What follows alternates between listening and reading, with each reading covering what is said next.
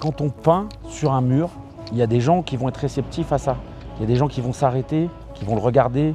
Certains vont ressentir une émotion, une énergie. Et le fait de peindre des murs dans la ville, des petits murs ou voire des grandes façades, forcément ça change la vision. C'est une clé et ça permet d'avoir une autre vision du monde. Marco 93. Marco es una leyenda viva del arte urbano francés. C'est plus un jeu, j'ai continué, mais c'est une force. Je ne peux pas vous dire pourquoi, c'est une force qui m'a tenu comme ça. J'ai 48 ans aujourd'hui, j'ai toujours peint, j'ai jamais lâché. Et ça me plaît, c'est un équilibre, c'est ma respiration.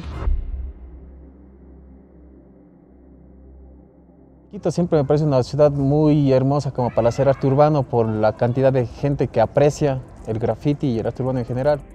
J'ai vu de magnifiques murs en Amérique latine où les thèmes m'ont vraiment parlé. Donc ça parle beaucoup des ancêtres, ça parle de la Pachamama, ça parle des animaux, ça parle du cosmos et tout ça est lié.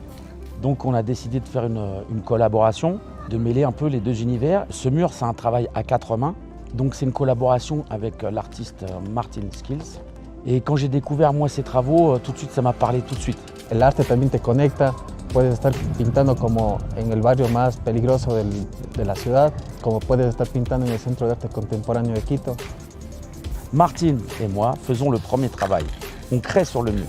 Le deuxième travail, c'est à vous de le faire. C'est de venir, de ressentir quelque chose ou pas, et de l'interpréter. Et de voir avec votre vision et votre sensibilité, voilà, un message. Et c'est ça qui est hyper intéressant en fait. Moi, je sais ce que j'ai voulu faire. Et quelquefois, il y a des gens qui vont avoir une remarque pertinente. Et ils vont voir quelque chose que je n'ai pas vu, mais qui était là et qui était évident.